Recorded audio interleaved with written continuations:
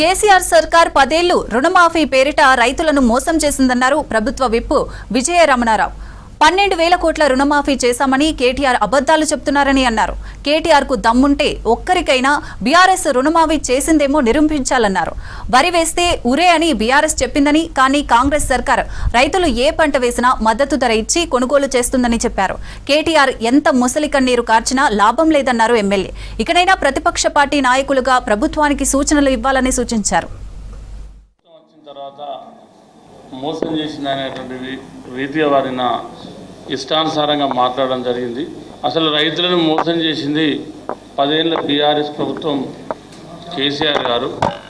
మరి దాన్ని మర్చిపోయి కాంగ్రెస్ ప్రభుత్వం రైతులకు ఏం చేయాలనే విధంగా నిన్న కేటీఆర్ ఏదైతే ఇష్టానుసారంగా మాట్లాడిండో దాన్ని పూర్తిగా ఖండిస్తూ ఉన్నాం.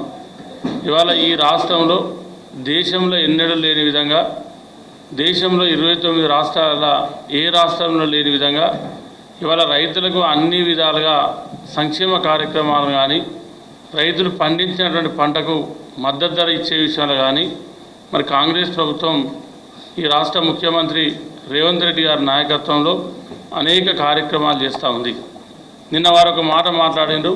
అసలు రాష్ట్రంలో రైతులకు రుణమాఫీ చేసిందే 12,000 కోట్ల రూపాయలని చెప్పి వారు ఒక మొదటి అబద్ధం మాట్లాడడం జరిగింది. ఈ రాష్ట్రంలో రైతులకు 20,000 కోట్ల పైచీలకు, 25 లక్షల పైచీలకు రైతులకు ఏకకాలంలో రైతు రుణమాఫీ చేసి తిరిగి మళ్ళీ రైతులను రుణాలు తీసుకునే విధంగా చేసింది కాంగ్రెస్ ప్రభుత్వం. కేటీఆర్ గారు మీకు దమ్ము, ధైర్యం, చిత్తశుద్ధి ఉంటే మీరు రండి. మేము మా ప్రభుత్వంలో రైతు రుణమాఫీ జరిగి మళ్ళీ బ్యాంకులకు వెళ్ళి రుణం తీసుకున్నటువంటి రైతులను మేము ప్రతి గ్రామంలో మేము చూపిస్తాం. మీరు మీ ప్రభుత్వంలో ఏ రోజన్నా ఏ ఒక్క 2 విడతలల్లో ఏ రైతుకన్నా రుణమాఫీ జరిగి మళ్ళీ బ్యాంకులకు వెళ్ళి రుణం తీసుకున్నటువంటి ఒక్క రైతును మీరు చూపిస్తారా అని చెప్పి నేను అడుగుతా ఉన్నా. ఇలా ఆ ప్రభుత్వానికి మద్దతు ధర ఇచ్చి ఇవాళ ప్రభుత్వం కొంటా ఉంటే మీరు ఇలా మార్కెట్ ద్వారా మీరు ఇంకొక స్టేట్మెంట్ ఇచ్చారు. మార్కెట్ ద్వారా మీరు మక్కలు ఆ రోజు ఒక్కసారి కూడా కొనలే.